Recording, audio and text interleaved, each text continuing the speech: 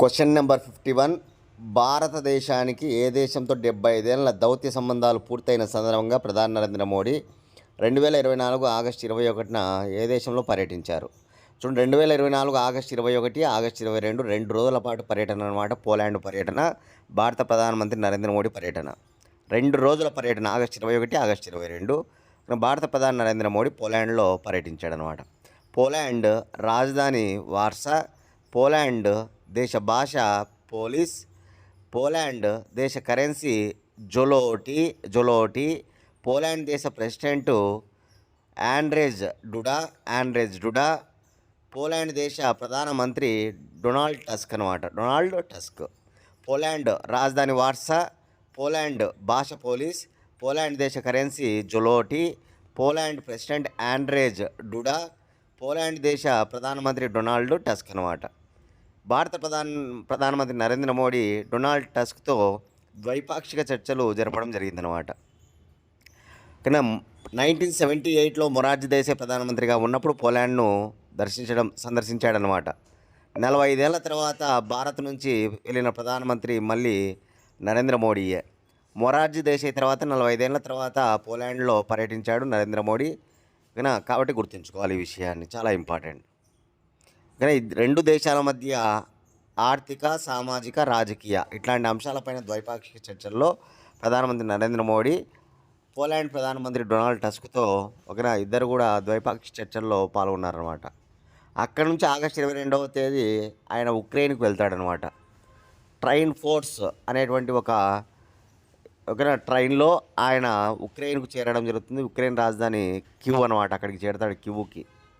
అదేవిధంగా Ukraine president అయినటువంటి జెలెన్స్కీతో చర్చల్లో పాల్గొంటాడు. ఉక్రెయిన్ అధ్యక్షుడు ఎవరంటే జెలెన్స్కీ అనమాట. రష్యాకు ఉక్రెయిన్ కొంత యుద్ధం జరుగుతుంది కదా, దానిపైన ఆయన ఏం మాట్లాడతాడనేది కూడా మనకు సందిగ్ధంగా ఆ రోజు మనము చూసామన్నమాట. చాలా ముఖ్యంగా ఆయన ఉక్రెయిన్, రష్యా మధ్య జరుగుతున్నటువంటి యుద్ధాల గురించి వాటిని ఆపివేయమని కోరడం జరిగిందనమాట. కాబట్టి ఇంపార్టెంట్, ఈ విషయాన్ని కూడా గుర్తుపెట్టుకోవాలి. రెండు దేశాల పర్యటన, పోలాండ్, ఉక్రెయిన్. Question number 52.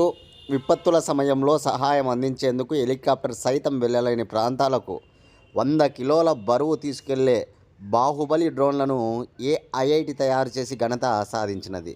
చూడండి, విపత్తుల సమయంలో సహాయం అందించేందుకు హెలికాప్టర్ సైతం వెళ్ళలేని ప్రాంతాలకు 100 కిలోల బరువు తీసుకెళ్లే బాహుబలి డ్రోన్లను ఏ ఐఐటి తయారు చేసింది అంటే కనుక ఆన్సర్ ఐఐటి హైదరాబాద్. ఐఐటీల పైన కూడా మనకు ప్రశ్నలు పడతాయి కాబట్టి చాలా ఇంపార్టెంట్. నా నుంచి మీకు ఒక క్వశ్చన్ ఏంటంటే కనుక, ఇటీవల ఏ ఐఐటి సాయుధ దళాల భద్రతను పెంచే విధంగా బూట్లను, అంటే విద్యుత్ బూట్లను, ఎలక్ట్రిక్ బూట్లను తయారు చేసి వార్తల్లో ఉంది. నేను చెప్పా ఆల్రెడీ ఇదివరకు క్లాస్లో, కాబట్టి మీరు ఆన్సర్ చేయండి. ఏ ఐఐటి విద్యుత్ బూట్లను తయారు చేసింది సాయుధ బలగాల కోసం? కానీ కామెంట్ బాక్స్లో మీ సమాధానాన్ని తెలియజేయండి. అదనమాట. ఇప్పుడు ఐఐటి హైదరాబాద్ కూడా వార్తల్లో ఉంది. అదేమిటంటే కనుక అతిపెద్ద డ్రోన్లు, బాహుబలి డ్రోన్లు, 100 కిలోల బరువు తీసుకెళ్లే డ్రోన్లను తయారు చేస్తూ వార్తల్లో ఉందన్నమాట ఐఐటి హైదరాబాద్. Question number 54. పని ప్రదేశాల్లో మహిళలపై వేధింపులు అరికట్టడానికి కేంద్ర మహిళా శిశు సంక్షేమ శాఖ ప్రారంభించిన పోర్టల్ ఏది? చూడండి, పని ప్రదేశాల్లో మహిళలపై వేధింపులు అరికట్టడానికి కేంద్ర మహిళా శిశు సంక్షేమ శాఖ ప్రారంభించిన పోర్టల్ సీబాక్స్. వాటి సీబాక్స్ అనేటువంటి పోర్టల్ ఉపయోగించి ఎవరైనా పని ప్రదేశాలలో మహిళలు వేధింపులకు గురి అయినట్లయితే కనుక వారు ఈ పోర్టల్ ద్వారా పరిష్కారం చేసుకోవచ్చు అన్నమాట. కాబట్టి ఇంపార్టెంట్ పోర్టల్ సీబాక్స్ అనేటువంటి పోర్టల్. కేంద్ర మహిళా శిశు సంక్షేమ శాఖ మంత్రి ఎవరంటే కనుక అన్నపూర్ణాదేవి, గుర్తుపెట్టుకోవాలి. ఆంధ్రప్రదేశ్ రాష్ట్ర మహిళా శిశు సంక్షేమ శాఖ మంత్రి వచ్చేసి గుమ్మడి సంధ్యారాణి అనమాట.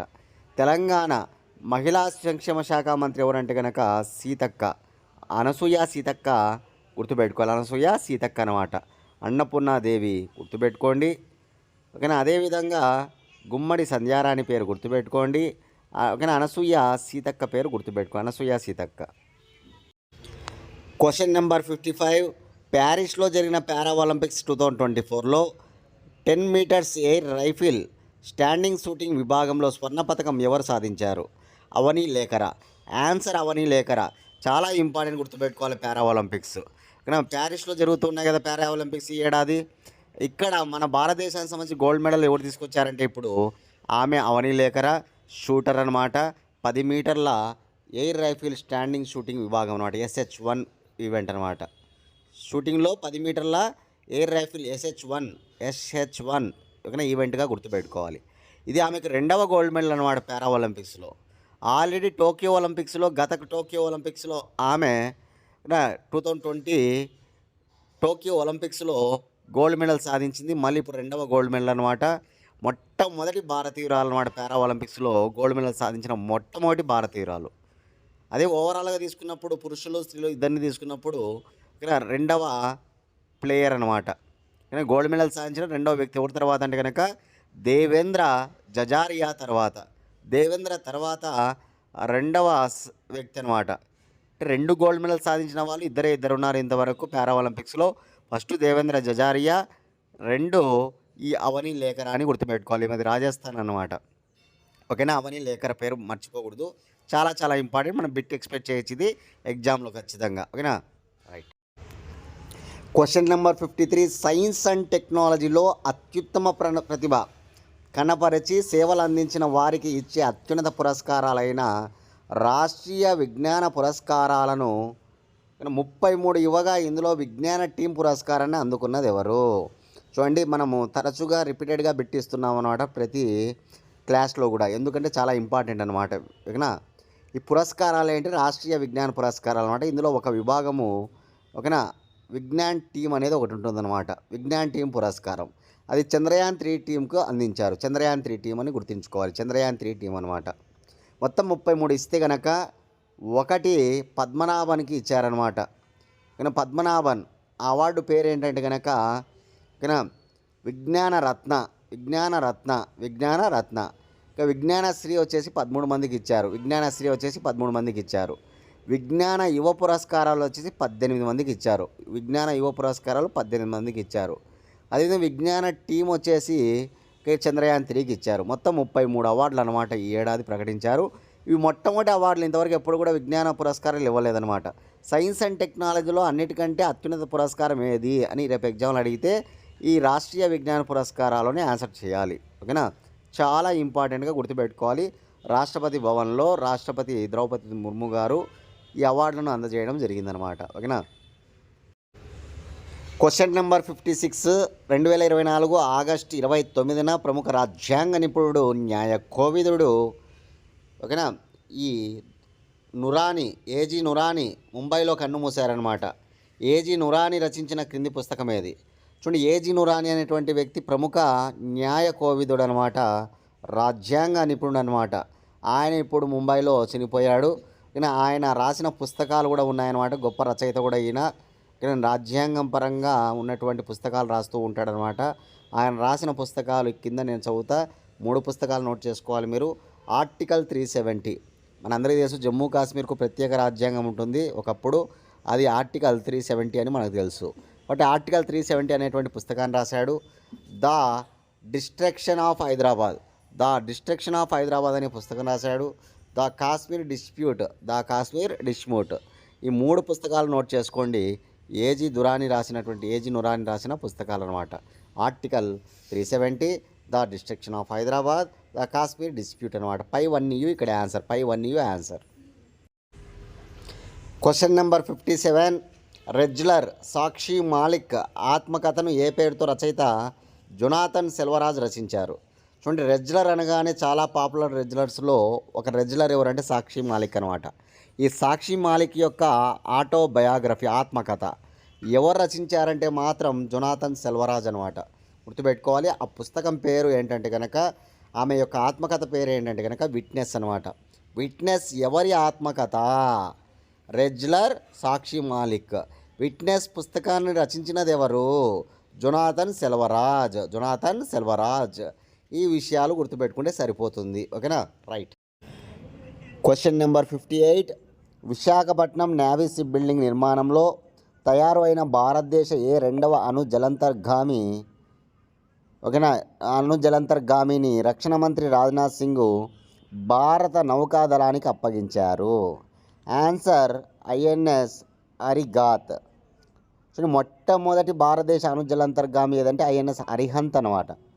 ఇది రెండవ అణుజలంతర్గామి అనమాట. ఇక సబ్మెరైన్, అటామిక్ సబ్మెరైన్ అనమాట. ఈ అణుజలంతర్గామి పేరు అరిగాత్. గుర్తుపెట్టుకోవాలి, మొట్టమొదటి అణుజలంతర్గామి ఏమో అరిహంతు, రెండవ అణుజలంతర్గామి వచ్చేసి అరిగాతు. ఇప్పుడు దీన్ని మన రక్షణ మంత్రి రాజ్నాథ్ సింగ్ గారు మన భారత నౌకాదళానికి అప్పగించడం జరిగిందనమాట. ఇది ఎవరు తయారు చేశారంటే విశాఖపట్నం నేవీ షిప్ బిల్డింగ్ వాళ్ళు తయారు చేశారు. విశాఖపట్నం నేవీ షిప్ బిల్డింగ్ వాళ్ళు తయారు చేసిన ఈ ఐఎన్ఎస్ అరిగాతును రక్షణ మంత్రి రాజ్నాథ్ సింగ్ మన భారత నౌకాదళానికి అప్పగించడం జరిగిందనమాట. చాలా ఇంపార్టెంట్, చాలా ఇంపార్టెంట్, గుర్తుపెట్టుకోవాలి.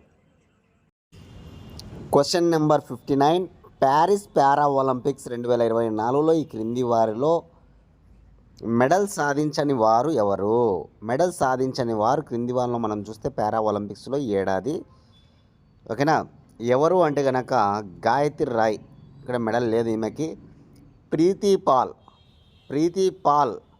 ఈ ప్రీతి పాల్ వచ్చేసి మొట్టమొదటి మెడల్ అనమాట ఈ పారా ఒలింపిక్స్లో మన భారతదేశానికి అందించింది.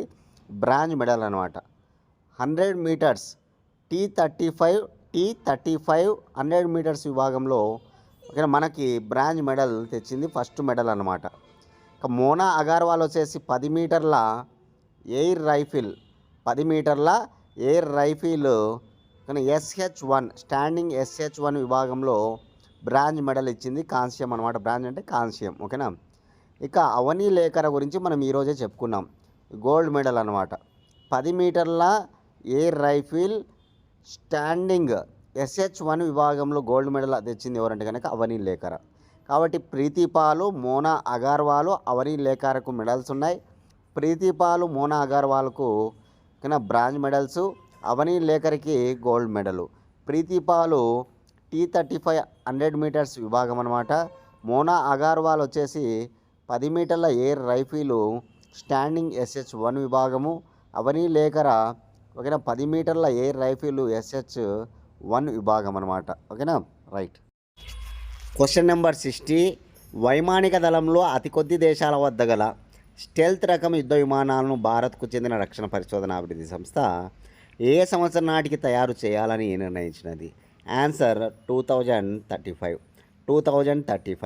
చూడండి, కొద్ది దేశాల వద్ద ఉంటుందన్నమాట ఈ స్టెల్త్ రకం యుద్ధ విమానాలు. అటువంటి ఈ స్టెల్త్ రకం యుద్ధ విమానాలు మన భారతదేశం తయారు చేయాలని నిర్ణయించింది. మన దేశ రక్షణ పరిశోధన అభివృద్ధి సంస్థ అయినటువంటి DRDO ఉంది కదా, DRDO ప్రధాన కార్యాలయం న్యూఢిల్లీ అనమాట. ఈ DRDO వాళ్ళు తయారు చేయాలని నిర్ణయించారు 5.5 స్టెల్త్ రకం యుద్ధ విమానాలు.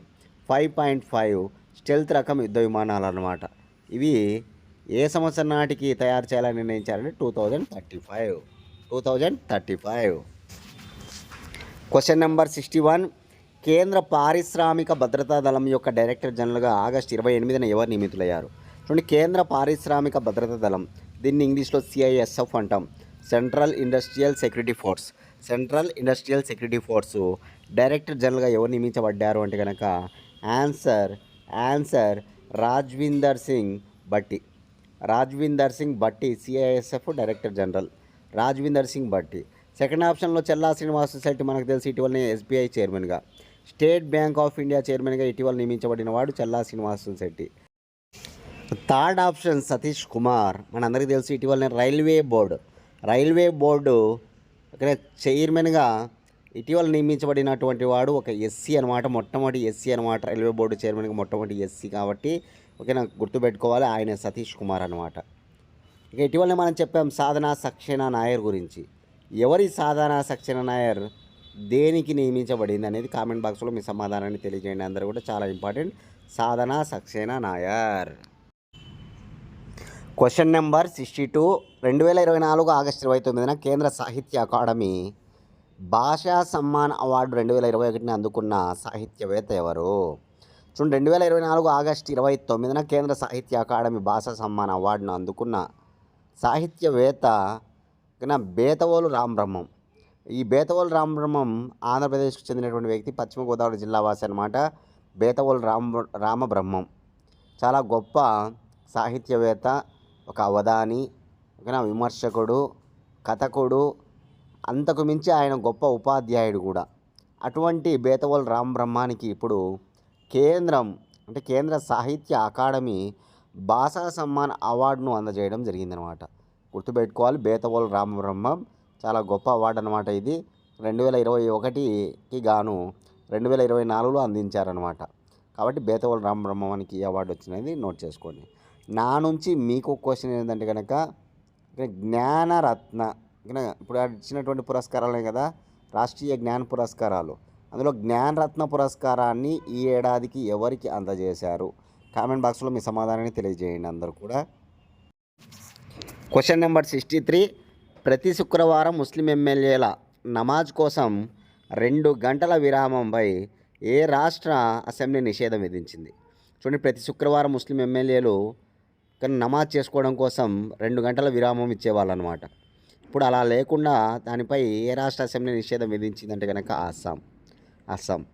అస్సాం రాష్ట్రం ఈ నిషేధం విధించిందనమాట. ఆ రాష్ట్ర అసెంబ్లీ ఈ నిర్ణయం తీసుకుంది కాబట్టి గుర్తుపెట్టుకోవాలి. అస్సాం రాజధాని వచ్చేసి దిష్పూర్ అనమాట. అస్సాం రాష్ట్ర హైకోర్టు ఓకేనా గౌహతి. అస్సాం రాజధాని దిష్పూరు, అస్సాం హైకోర్టు గౌహతి. అస్సాం రాష్ట్ర భాష అస్సామీ. అస్సాం రాష్ట్ర ముఖ్యమంత్రి హేమంత్ బిశ్వ శర్మ, భారతీయ జనతా పార్టీ. హేమంత బిశ్వ శర్మ అనమాట. అస్సాం రాష్ట్రానికి ఇటీవల గవర్నర్గా నియమించబడిన వాడే లక్ష్మణ్ ఆచార్య. ఇదివరకు సిక్కింకు ఉండేవాడు లక్ష్మణ్ ఆచార్య, ఇప్పుడు అస్సాంకు రావడం జరిగిందనమాట లక్ష్మణ్ ఆచార్య. అస్సాం రాష్ట్ర అసెంబ్లీ స్థానాలు 126. అస్సాం రాష్ట్ర లోక్సభ స్థానాలు 14. అస్సాం రాష్ట్ర రాజ్యసభ స్థానాలు 7 అనమాట. 7 కాబట్టి 126 అసెంబ్లీ స్థానాలు, 14 లోక్సభ స్థానాలు, 7 అసెంబ్లీ స్థానాలు అస్సాం రాష్ట్రానికి ఉంటాయన్నమాట. ఓకేనా. Question number 64. 2024 ఆగస్టు నెలలో అరేబియా సముద్రంలో వచ్చిన తుఫాన్ ఏది? చూడండి, 2024 ఆగస్టు నెలలో అరేబియా సముద్రంలో వచ్చిన తుఫాన్ ఏదంటే కనుక అస్నా తుఫాన్ అనమాట. యాక్చువల్గా అరేబియా సముద్రంలో ఆగస్టు నెలలో ఇప్పటి వరకు 3 సార్లు తుఫాన్లు వచ్చాయంట. ఏ సముద్రంలో? అరేబియా సముద్రంలో ఇది 3వసారి అనమాట తుఫాన్ రావడం ఆగస్టు నెలలో. ఈ ఆగస్టు నెలలో ఇప్పుడు వచ్చినటువంటి తుఫాను రేర్ అనమాట. ఓకేనా. కాబట్టి ఈ తుఫాను పేరు గుర్తుపెట్టుకోండి, అస్నా తుఫాను. అరేబియా సముద్రంలో ఆగస్టు నెలలో వచ్చిన తుఫాను అస్నా తుఫాన్ అనమాట. మనకి తుఫాన్లకి పేర్లు ఉంటాయన్నమాట.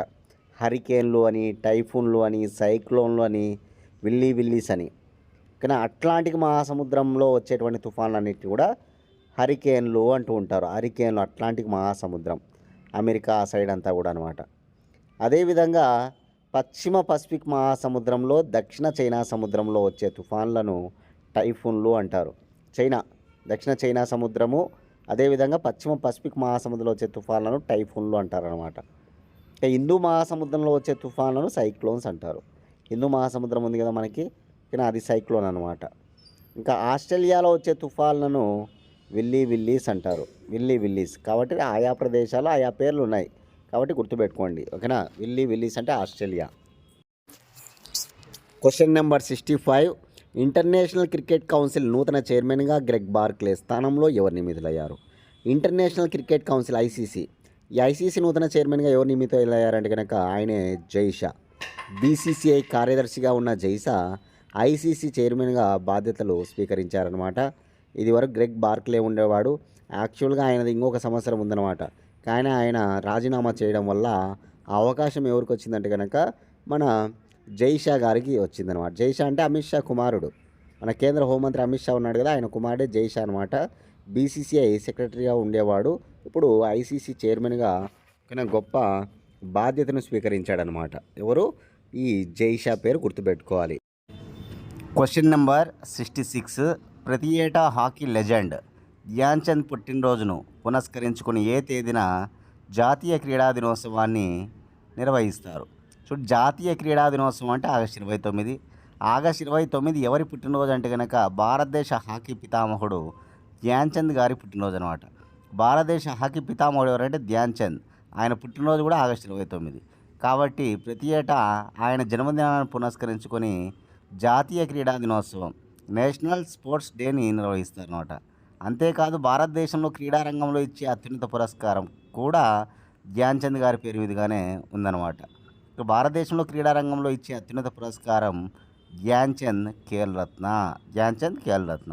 But August 29 national sports day అనమాట, గుర్తుంచుకోవాలి, sports day. Question number 67. 2024 August 29న విడుదల చేసిన హురూన్ ఇండియా రిచ్ లిస్ట్ 2024 ప్రకారం 11.6 లక్షల కోట్ల సంపదతో అత్యంత ధనవంతుడిగా ప్రథమ స్థానంలో నిలిచినది ఎవరు? చూడండి, మనందరికీ తెలుసు భారతదేశంలో అత్యంత ధనవంతుడు అంటే కనుక ముఖేష్ అంబానీ అని మనం చెప్తూ ఉంటాం సాధారణంగా. కానీ అప్పుడప్పుడు ఏమవుతుందంటే ముఖేష్ అంబానీని గౌతమ్ అదాని బీట్ చేస్తూ ఉంటాడనమాట భారతీయుడిగా. కాబట్టి మనం గుర్తుపెట్టుకోవాలి, ఈసారి కూడా ఇక్కడ ఇప్పుడు ఇచ్చినటువంటి Hurun India rich list 2024 August నివేదిక ప్రకారం టాప్లో ఎవరున్నారంటే కనుక భారతదేశంలో అత్యంత ధనవంతుడిగా గౌతమ్ అదాని అనమాట. ఎవరిని బీట్ చేస్తూ? ముఖేష్ అంబానీని బీట్ చేస్తూ. రిలయన్స్ ఇండస్ట్రీస్ అధినేత ముఖేష్ అంబానీని బీట్ చేసిన వాడు గౌతమ్ అదాని అనమాట. మళ్ళీ ముఖేష్ అంబానీనే వస్తూ ఉంటాడనమాట. కాబట్టి సాధారణంగా ముఖేష్ అంబానీనే టాప్లో ఉంటాడు ఎప్పుడైనా కూడా. అప్పుడప్పుడు గౌతమ్ అదాని ఇక్కడ ఆయన ప్లేస్ను రిప్లేస్ చేస్తూ ఉంటాడనమాట. కాబట్టి ఇప్పుడు ఆయన యొక్క సంపద ఎంత అంటే 11.6 లక్షల కోట్లు అనమాట. 11.6 లక్షల కోట్ల సంపదతో టాప్లో ఉన్నాడు గౌతమ్ అదాని గ్రూప్ అనమాట. అదాని గ్రూప్ చైర్మన్ గౌతమ్ అదాని అనమాట. Question number 68. ఆసియా ఖండంలోనే అత్యున్నత పురస్కారమైన రామన్ మెగసెసే అవార్డు 2024ను ఈ క్రింది వానిలో అందుకోని వారు ఎవరు? చూడండి, ఆసియా ఖండంలోనే అత్యున్నత పురస్కారమైన రామన్ మెగసెసే అవార్డు 2024ను అందుకోని వారు ఎవరంటే కనుక థర్డ్ ఆప్షన్లో ఉన్న వాళ్ళు అందుకోలేదు. కాబట్టి నేను ఉన్న వాళ్ళందరి పేర్లు చెప్తే నోట్ చేసుకోండి. అవార్డు ఈసారి ఎవరికి వచ్చారు? గ్రామీణ వైద్యుల బృందం థాయిలాండ్ అనమాట. నెక్స్ట్ మియాజాకి హయావో జపాన్ దేశానికి చెందిన వ్యక్తి. మియాజాకి హయావో. నెంబర్ 2 అయిపోయింది. నెంబర్ 3 కర్మా ఫున్సోది భూటాన్ కంట్రీ అనమాట. భూటాన్ దేశానికి చెందిన వ్యక్తి అనమాట కర్మా ఫున్సో. ఇతని పేరు రాసుకోవాలి. నెక్స్ట్ ఓకేనా, ఫోర్త్ గుయెన్ తి ఫుయాంగ్. ఈ గుయెన్ తి ఫుయాంగ్ది వచ్చేసి వియట్నాం అనమాట. ఓకేనా, వియట్నాం. ఇకపోతే ఓకేనా ఫర్వీజా ఫర్హాన్ది ఇండోనేషియా అనమాట. కాబట్టి వీళ్ళందరినీ నోట్ చేసుకుని బాగా చదవాలి, ఎందుకంటే ఆసియా ఖండంలోనే అత్యున్నత పురస్కారం. 1957లో ఈ అవార్డును ప్రారంభించారు. 1958 నుంచి ప్రదానం చేశారనమాట మొదటిసారిగా. 1958లో మొదటిసారిగా మన భారతీయుడికి ఇవ్వడం జరిగిందనమాట. ఓకేనా, ఎవరికంటే ఆచార్య వినో భవావే. మొట్టమొదటిసారిగా ఈ అవార్డు పొందిన మహిళ ఎవరంటే కనుక మదర్ తెరీసా అనమాట. Raman Magsaysay award Raman Magsaysay అనే వ్యక్తి పేరు మీదుగా ప్రారంభించారనమాట. ఫిలిప్పీన్స్ మాజీ ప్రెసిడెంట్ ఈ రామన్ మెగసెసే. ఆయన గౌరవార్థం ప్రతి ఏటా రామన్ మెగసెసే పురస్కారాన్ని ఇవ్వడం జరుగుతుందన్నమాట. రాక్ ఫెల్లర్ ఫౌండేషన్, అమెరికాకు చెందినటువంటి ఫౌండేషన్ అనమాట. ఇది రాక్ ఫెల్లర్ ఫౌండేషన్ వాళ్ళు ఈ అవార్డును ప్రదానం చేయడం జరుగుతుందన్నమాట ప్రతి ఏటా. Rockefeller foundation. కాబట్టి ఈసారి ఇచ్చిన వాళ్ళందరినీ కూడా నోట్ చేసుకోవాలి. గ్రామీణ వైద్యుల బృందాన్ని, అదేవిధంగా ఇక్కడ మియాజాకి హయావోను, కర్మా ఫున్సోను, అదేవిధంగా గుయాన్ తి ఫుయోంగ్ను, ఫర్వీజా ఫర్హాన్ను. ఓకే, నోట్ చేసుకుని బాగా చదవండి, చాలా ఇంపార్టెంట్. Question number 69. ఫిజీ దేశపు అత్యున్నత పురస్కారం అయినటువంటి companion of the order of the Fiji పురస్కారమును అందుకునే వారెవరు? చూడు, ఫిజీ దేశంలోనే అత్యున్నత పురస్కారం అనమాట. మన భారతదేశానికి భారతరత్న ఎలాంటిదో ఫిజీ దేశానికి పురస్కారం అలాంటిది. ఆ పురస్కారం పేరు నోట్ చేసుకోండి.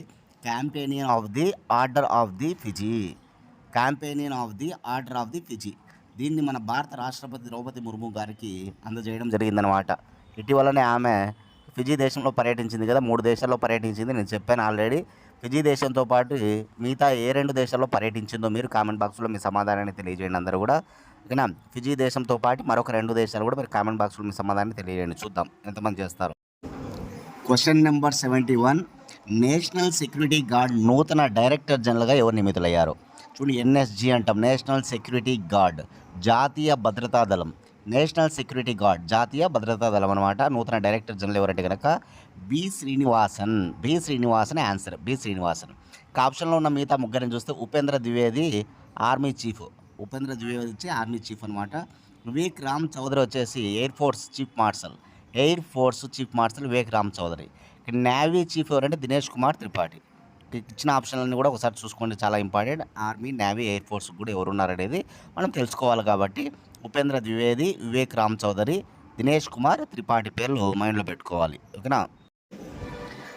Question number 70. ఇటీవల నాస్కామ్ కొత్త చైర్మన్గా ఎవరు నియమితులయ్యారు? NASSCOM national association software and services company. National association software and service company అనమాట. ఈ నాస్కామ్ నూతన చైర్మన్గా ఎవరు నియమించబడ్డారంటే కనుక సింధు గంగాధరన్ గారు. Sindhu Gangadharan new appointment note చేసుకోవాలి, చాలా ఇంపార్టెంట్. ఇక సాధనా సక్సేనా నాయర్ ఇటీవల మనకు తెలుసు. ఈ మన భారత సైన్యానికి సంబంధించి ఈ మెడికల్ విభాగానికి డైరెక్టర్ జనరల్గా నియమించబడిన తొలి మహిళ అనమాట. మెడికల్ విభాగానికి సంబంధించి తొలి డైరెక్టర్ జనరల్గా నియమించబడిన మహిళ సాధనా సక్సేనా నాయర్ అనమాట. ఇక థర్డ్ ఆప్షన్ సతీష్ కుమార్, ఇటీవల రైల్వే బోర్డు నూతన చైర్మన్. రైల్వే బోర్డుకు నూతన చైర్మన్గా ఎవరు నియమించబడ్డారు ఇటీవల అంటే సతీష్ కుమార్ గారు. ఇక ఫోర్త్ ఆప్షన్లో ఉన్న చల్లా శ్రీనివాసుల శెట్టి వచ్చేసి ఇటీవల స్టేట్ బ్యాంక్ ఆఫ్ ఇండియా చైర్మన్గా చల్లా శ్రీనివాసుల శెట్టి నియమించబడ్డాడు. కాబట్టి నాస్కామ్ నూతన చైర్మన్ ఎవరు? సింధు గంగాధరన్ నోట్ చేసుకోవాలి. దాంతోపాటు మిగతా ఆప్షన్స్ కూడా నోట్ చేసుకుని తెలియని వాళ్ళు చాలా ఇంపార్టెంట్. Question number 72. 2024 ఆగస్టు చివరి నాటికి భారతదేశంలో ఎన్ని రామ్సర్ సైట్లు ఉన్నాయి? చూడండి, 2024 ఆగస్టు చివరి నాటికి 25 ఉన్నాయన్నమాట. ఎందుకంటే కొత్తగా 3 చేరాయి ఇటీవల. 3 ఏంటి అంటే Sanjarayan bird sanctuary 1, Sanjarayan bird sanctuary Tamil Nadu. Kazhuveli bird sanctuary Tamil Nadu. Tawa reservoir Madhya Pradesh. ఈ 3 కూడా కొత్తగా చేరినాయన్నమాట. ఇంతకుముందు 82 రామ్సర్ సైట్లు ఉండేవి, 3 చేరడం చేత 85కు చేరుకున్నాయన్నమాట. కాబట్టి గుర్తుపెట్టుకోవాలి, కొత్తగా చేరుకున్న రామ్సర్ సైట్లు ఏంటి అంటే తమిళనాడులో 2, ఇక్కడ మొత్తం తమిళనాడులో 18 ఉన్నాయి. ఇప్పటి వరకు ఎక్కువగా తమిళనాడులోనే ఉన్నాయన్నమాట రామ్సర్ సైట్స్. ఓకేనా. ఇక్కడ ఇప్పుడు 2 చేరాయి కొత్తగా తమిళనాడులోటి. అవి సంజరాయన్ బర్డ్ శాంచురీ 1, కజువెలి బర్డ్ శాంచురీ 1 అనమాట. ఓకేనా. ఎవరైతే ఇంకా లైక్ చేయలేదో దయచేసి ప్రతి ఒక్కరూ లైక్ చేయండి ప్లీజ్. అందరు లైక్ చేయాలి, మాకు సపోర్ట్ చేయాలి. ఓకేనా. సపోర్ట్ చేసినట్లయితే కనుక ఇట్లాంటి క్లాసులు ఎక్కువగా చేయడం జరుగుతుందన్నమాట. కాబట్టి సపోర్ట్ చేయండి అందరూ కూడా. Question number 73. 2024 ఆగస్టు 16న ఇస్రో ఏ రాకెట్ ద్వారా EOS 8 ఉపగ్రహంను కక్షలోకి విజయవంతంగా పరీక్షించింది? చూడండి, 2024 August 16 ISRO Indian Space Research Organisation. ISRO ఏర్పడిన సంవత్సరం 1969 ఆగస్టు 15. ఇస్రో ప్రధాన కార్యాలయం బెంగళూరు, కర్ణాటక. ఇస్రో తొలి చైర్మన్ విక్రమ్ సారాభాయ్. ఇస్రో ప్రస్తుత చైర్మన్ సోమనాథ్. ఇస్రో ఏర్పడిన సంవత్సరం 1969 ఆగస్టు 15. ఇస్రో ప్రధాన కార్యాలయం బెంగళూరు, కర్ణాటక. ఇస్రో తొలి చైర్మన్ విక్రమ్ సారాభాయ్. ఇస్రో ప్రస్తుత చైర్మన్ సోమనాథ్ అనమాట. ఓకే. ఇస్రో ఈ ఆగస్టు 16వ తారీఖున తిరుపతి జిల్లాలోని శ్రీహరికోటలో ఉన్నటువంటి సతీష్ ధావన్ స్పేస్ సెంటర్ నుండి ఏ రాకెట్ ద్వారా అంటే SSLV D3 అనమాట. SSLV అంటే స్మాల్ శాటిలైట్ లాంచింగ్ వెహికల్స్. చిన్న ఉపగ్రహాలను ప్రయోగించడానికి తయారు చేసిన రాకెట్లకు SSLVలు అంటారనమాట. Small satellite launching vehicle D3 ద్వారా EOS 8 అనే ఉపగ్రహాన్ని ప్రయోగించడం జరిగిందనమాట. కానీ అది సక్సెస్ కావడం జరిగిందనమాట. EOS అంటే ఎర్త్ అబ్జర్వేటరీ శాటిలైట్ అనమాట. అంటే భూ పరిశీలన ఉపగ్రహం. ఎర్త్ అబ్జర్వేటరీ శాటిలైట్ అంటే భూ పరిశీలన ఉపగ్రహాలు అనమాట EOSలు అనేటువంటివి. ఓకేనా. ఇది EOS 8 అని గుర్తుపెట్టుకోవాలి. EOS 8 అనమాట. ఓకే, చాలా ఇంపార్టెంట్, నోట్ చేసుకో. Question number 74. 2024 ఆగస్టు 9న సుప్రీంకోర్టు ఆడిటోరియంలో ప్రదర్శించబడిన చిత్రం ఏది? 2024 ఆగస్టు 9న సుప్రీంకోర్టు ఆడిటోరియంలో ప్రదర్శించబడిన చిత్రం లపాతా లేడీస్ అనేది ఒక హిందీ భాష హాస్య చిత్రం అనమాట. ఒక హిందీ భాష హాస్య చిత్రం ఈ లపాతా లేడీసు. దీనికి దర్శకుడు ఎవరంటే కిరణ్ రావ్ అనమాట. 2024లో విడుదలైందనమాట. ఇది మార్చి నెలలో విడుదలైంది ఈ సినిమా. ఇప్పుడు ఇది సుప్రీంకోర్టు ఆడిటోరియంలో ప్రదర్శించబడింది అనమాట. ఇంపార్టెంట్ గుర్తుపెట్టుకోవాలి. పాలిటీ రిలేటెడ్ కరెంట్ అఫైర్స్లో కూడా మనం అడగచ్చు అనమాట. పాలిటీ రిలేటెడ్ కరెంట్ అఫైర్స్లో అడగచ్చు, అదేవిధంగా జీకే ఓరియంటెడ్ కరెంట్ అఫైర్స్లో కూడా దీన్ని అడగచ్చు అనమాట. లపాతా లేడీస్ చిత్రం పేరు. అనగా అర్థం ఏంటంటే లపాతా లేడీస్ అంటే తప్పిపోయిన స్త్రీలు అని అర్థం. లపాతా లేడీస్ అంటే అర్థం ఏంటి? తప్పిపోయిన స్త్రీలు అని అర్థం అనమాట. Question number 75. ఐక్యరాజ్య సమితిలో శాశ్వత ప్రతినిధిగా ఏ తెలుగు వ్యక్తి నియమితులయ్యారు? చూడండి, ఐక్యరాజ్య సమితి అంటే ఎంత గొప్పదో మనందరికీ తెలుసు. ప్రపంచంలో అన్నిటికంటే అతిపెద్ద అంతర్జాతీయ సంస్థ ప్రపంచ యుద్ధాలు జరగకుండా ఉండడంలో కీలక పాత్ర పోషిస్తున్నటువంటి సంస్థ ఐక్యరాజ్య సమితి అనమాట. UNO, United Nation Organisation. ఇందులో శాశ్వత ప్రతినిధి, ఇక్కడ శాశ్వత ప్రతినిధిగా మన తెలుగు వ్యక్తి నియమించబడ్డాడు. ఆయన ఎవరంటే కనుక మహమ్మద్ యూనస్ అనమాట. ఇవి ఇవాల్టి ఒక 50 కరెంట్ అఫైర్స్ అనమాట. 50 క్వశ్చన్స్ అనమాట కరెంట్ అఫైర్స్. ఆగస్టు మంత్కు సంబంధించి ఇంపార్టెంట్ కరెంట్ అఫైర్స్ చేయడం జరుగుతుంది. Already part 1, part 2, number 1, number 2గా పెట్టాం. ఇది నెంబర్ 3 అనమాట. ప్రతి దాంట్లో కూడా 50 క్వశ్చన్లు చేయడం జరుగుతుంది అనమాట. గతవి కూడా వినని వాళ్ళు ఆ నెంబర్ 1, నెంబర్ 2 కూడా వినండి. ఇది నెంబర్ 3 అనమాట. 25 క్వశ్చన్లు చేయడం జరుగుతుంది. దీన్ని రివిజన్గా విన్నవాళ్ళు రివిజన్గా చూసుకోండి, సరిపోతుంది. ఓకేనా? ఇవి వాళ్ళ కరెంట్ అఫైర్స్. ప్రతి ఒక్కరు లైక్ చేయాలి ప్లీజ్, అందరూ లైక్ చేయండి. ఓకేనా? మీకోసం మేము అదే పనిగా ఈ కరెంట్ అఫైర్స్ చేస్తూ ఉన్నప్పుడు మీరు కూడా మా కోసం ఒక లైక్ చేయాలి. ప్రతి ఒక్కరు లైక్ చేయండి. ఓకేనా? రేపటి క్లాస్లో మళ్ళీ కలుసుకుందాం ఫ్రెండ్స్. థ్యాంక్స్.